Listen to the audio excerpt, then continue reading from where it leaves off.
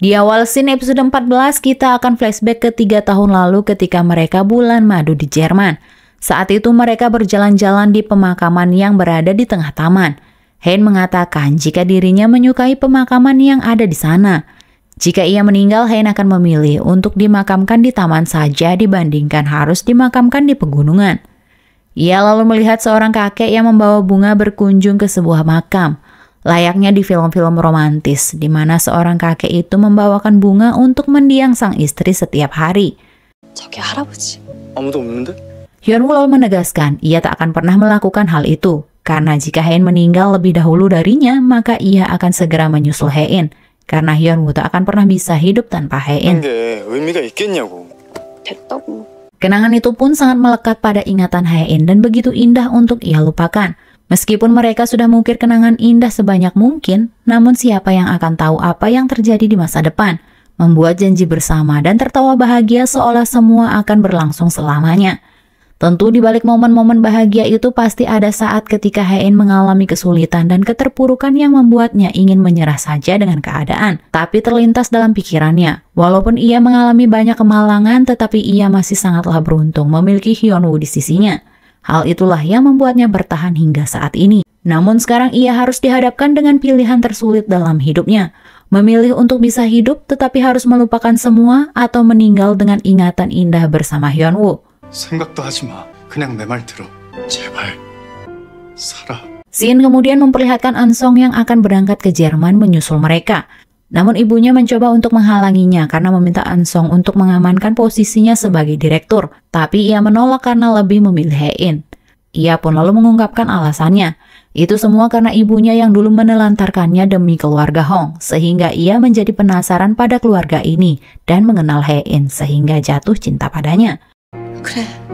Di pagi hari Hyunwoo terbangun dan melihat Hein yang dia kira masih tertidur. Ia pun lalu pergi ke gereja untuk berdoa. Ternyata Hein menyusulnya.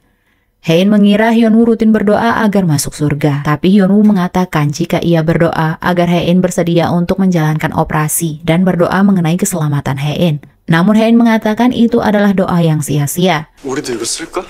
또 무슨 쓸데없는 소리를 쓰. Dalam perjalanan menuju rumah sakit, Hein meminta Hyunwoo untuk mengantarnya ke tempat yang mereka kunjungi saat mereka bulan madu dahulu. Di sana mereka membahas mengenai kenangan mereka saat itu dan Hyunwoo mengatakan ia masih menyimpan fotonya. Namun Hein juga menyampaikan jika ia masih mengingat bunga, bulan purnama dan aroma anginnya saat itu. Dan begitulah memori yang dia simpan dalam ingatannya.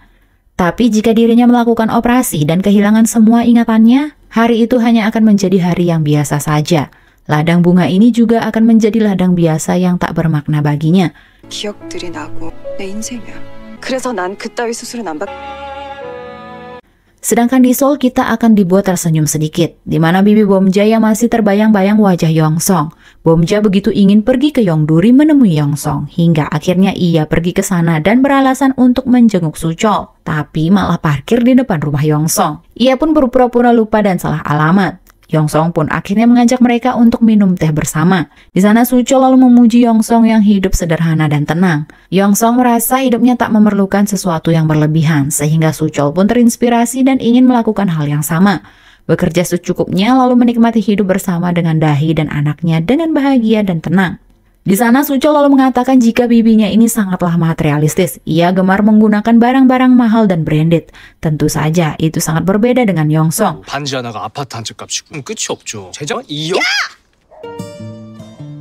Tak lama Suchol pun mengajak bibinya untuk pulang karena ayah dan ibunya sudah tiba di rumah Hyunwoo. Saat akan pergi, Yongsong lalu meminta Bomja untuk berkunjung lagi ke rumahnya. Dan di sanalah bibi Maung berbunga-bunga. Ternyata keluarga di Korea sudah mengetahui kabar jika Hein menolak untuk dioperasi, sehingga di sana mereka membicarakan cara agar bisa membujuk Hein yang keras kepala. Kini panggilan video pun berlangsung. Di sana bibi Bomja berusaha untuk merayu dan membujuk Hein. Dan saat ayahnya berbicara, ia meminta maaf karena tak memberitahu efek dari operasi itu dan meminta Hein agar tak memarahi Hyunwoo. Ayahnya mengatakan ketika dirinya menghubungi rumah sakit di seluruh dunia, ternyata mereka mengatakan jika Hyunwoo sudah menghubungi mereka terlebih dahulu dan menceritakan mengenai penyakit Hein. Ya, selama ini ternyata Hyunwoo mengirim banyak email ke rumah sakit di seluruh dunia agar Hae-in bisa diobati. Ia tak menyerah pada satu rumah sakit saat itu. Ibunya kini kembali membujuk Hae-in. Jika Hae-in kehilangan memori atau ingatannya bukan berarti Hae-in akan meninggal. Tapi Hae-in lalu mengatakan jika dia dioperasi, ia tak akan mengingat kembali bagaimana momen dia dan ibunya menitikan air mata bersama ketika berdamai. Dan dengan tegas Hae-in menolak untuk dioperasi. Mendengar itu tentu saja air mata keluarga pun tumpah. 좀 쉬고. 아, 울어요? 아까지 눈물 나잖아. 얘기 좀 잘해주세요. Sementara itu ternyata Mo Sul-hee datang ke Yongduri untuk menemui Dahi. Dia meminta Dahi untuk tak berkhianat. Ia menyuruh Dahi untuk menjauh dari keluarga Suchol dan kembali ke luar negeri. Namun Dahi menolak dan tidak akan memberikan USB itu padanya karena ia tidak ingin Suchol hancur. Sedangkan Hyunwoo lalu mendengar penjelasan dari dokter kalau tindakan operasi harus segera dilakukan, mengetahui kondisi Hae-in yang semakin buruk. Jika operasi ini terus ditunda, maka kemungkinan Hae-in tak bisa tertolong lagi. Di tempat lain, Hae-in pun terlihat sedang berdoa. Mengetahui Hae-in tak ada di sana, Hyunwoo pun pergi mencarinya. Sesampainya di gereja, Hyunwoo lalu melihat tulisan doa Hae-in yang meminta agar kenangan cinta dalam hidupnya ini bisa ia bawa sampai ia mati. 이 기억들만은 온전히 가지고 떠날 수 있게 해주세요. Hae-in sangat takut jika tak akan bisa melihat Hyunwoo. Di sana Hyunwoo meyakinkan Hae-in jika dirinya akan menjadi orang pertama yang dia lihat saat terbangun nanti. Lalu Hae-in akan jatuh cinta lagi pada Hyunwoo dan mereka akan saling mencintai satu sama lain. Di sana Hyunwoo pun memohon pada Hae-in agar ia tetap hidup dan tak berdoa mengenai kematian lagi karena ia takut jika doa Hae-in akan terwujud. 그러니까 여기 있어 제발. 떠나겠다. 하지마. 이뤄질까봐 했단 말이야. Keesokan harinya ketika sarapan, Hyunwoo pun bersikap cuek pada Hae-in. Di sana Hae-in lalu melihat jika para wanita itu sedang memperhatikan suaminya dan tentu saja hal itu membuat Hae-in cemburu. Ia lalu mengomentari gaya Hyunwoo yang sengaja tampil keren agar diperhatikan oleh para wanita itu. Ia lalu meminta Hyunwoo untuk sadar jika mereka sudah menikah dan meminta Hyunwoo menurunkan lengan bajunya agar tak menjadi perhatian wanita lain. 싫은데? 당신 약 올릴 거야. 약 오르고 싫어질 만큼 가까워져 보려고. Sedangkan Kim yang lalu mengabarkan Hyunwoo jika broker tanah itu tewas dibunuh dan pihak kepolisian sudah mendapatkan posisi pelakunya yang berada di Jerman. Nah loh, siapa pelakunya? Sementara itu, Grace lalu mendapatkan perintah dari Mo Sul-hee untuk mengirimkan seseorang uang dan mencarikan tempat tinggal di luar negeri setelah pekerjaan mereka beres untuk menyingkirkan seseorang di Jerman. Grace lalu teringat jika ada Hae-in dan Hyunwoo yang kini berada di sana. Karena tak tega dan masih memiliki hati nurani, Grace lalu segera menghubungi Hyunwoo dan menanyakan kabar mereka. Menyadari jika ada yang tak beres, Hyunwoo segera mencari Hae-in yang menunggunya di mobil dan Hyunwoo sangat terkejut. Ia lalu berusaha membuka pintu mobil yang mulai terbakar. Dengan keras Hyunwoo lalu memecahkan kaca mobil dengan tangan kosong. Lalu dari kejauhan Hae-in memanggilnya dan Hyunwoo pun sangat lega. Ia begitu takut karena mengira Hae-in tewas. 정신 차려. 어쩌다? 미쳤어? 이게 다 뭐야? 알았어. Saat mengobati luka Hyunwoo, Hae-in lalu menceritakan kenapa dia keluar dari mobil. Ya, dia percaya Dewi Fortuna berpihak padanya karena daun semanggi itu. Hae-in tiba-tiba mengatakan jika ia tak akan rela kalau wanita lain memeluk Hyunwoo yang menangis. Apalagi Hyunwoo sangat seksi dan tampan. Para wanita pasti akan mengantri untuk memeluknya. Dan itu tak boleh terjadi, sehingga Hae-in pun memutuskan kalau ia mau menjalankan operasi. Mendengar itu tentu saja Hyunwoo sangatlah senang. Hae-in mengatakan jika ia sangat takut hilang ingatan atau kehilangan dirinya sepenuhnya. Namun sekarang ia menyadari kalau hal yang paling dia takutkan adalah kehilangan Hyunwoo. Dulu dia sudah berjanji tak akan membuat Hyunwoo menangis, dan kali ini dia harus benar-benar menepati janjinya pada Hyunwoo. Kemarin keberadaan istri Hyuntae sudah dijelaskan, sekarang suami dan anak Baek Mi-son. Ya, selama ini Mi-son bekerja di desa untuk menyekolahkan suami dan anaknya di luar negeri. Itu pun juga bantuan dari Hyunwoo. Tapi tiba-tiba Mi-son ingin bercerai dari suaminya karena mengira suaminya ini berselingkuh dengan wanita bule di sana. Hal itu disebabkan karena saat Mi-son menelpon suaminya dan yang mengangkat panggilan tersebut adalah wanita asing. I'm fine. Thank you. Selanjutnya Dahi lalu menerima ancaman lagi dari Junho. Dia mengatakan akan mencari Dahi ke Yongduri, sehingga Dahi pun takut dan memilih untuk menuruti kemauan Junho yang ingin menemuinya. Dahi kemudian mengajak Suchol untuk pergi ke taman hiburan. Setelah berjalan-jalan beberapa saat menikmati kegembiraan itu, Dahi pun meminta Suchol untuk pergi membelikannya kopi.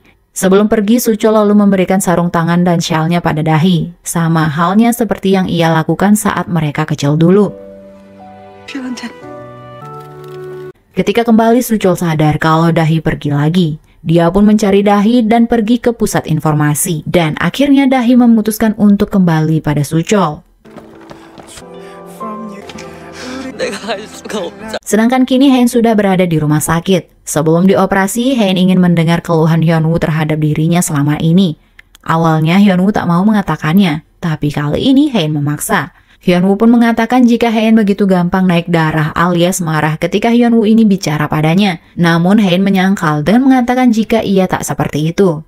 Dan yang terakhir, Hyunwoo mengatakan, 사랑해, 사랑한다고. Ya, ia mengucapkan rasa terima kasihnya pada Haen karena sudah mengambil keputusan yang tepat. Ia meminta Haen agar tak sakit lagi ataupun terluka dan tetap bersama Hyunwoo selamanya. Haen kemudian memberikan Hyunwoo sebuah buku. Ia mengatakan jika dirinya sudah menuliskan semua yang ada di pikirannya tentang dirinya sendiri, Hyunwoo dan kehidupan yang telah dia jalani. Ia berharap buku itu akan memandunya setelah kehilangan ingatannya. Ia pun meminta Hyunwoo untuk membacanya setelah operasi selesai. Dan hari itu pun tiba. Haen kini bersiap untuk pergi ke ruang operasi. Ia mengatakan jika Hyunwoo harus berada di sisinya setelah ia selesai operasi. Dan Hyunwoo pun berjanji kalau orang pertama yang akan dilihat Haen adalah dirinya. Dengan rasa cemas, Hyunwoo pun menunggu istrinya. Sampai akhirnya operasi pun selesai. Tapi tiba-tiba polisi Korea datang dan menangkap Hyunwoo atas tuduhan pembunuhan. Lalu Eun-sung tiba-tiba muncul di sana dan mengatakan dirinya akan menjaga Haen mulai sekarang. 걱정 말고 가요.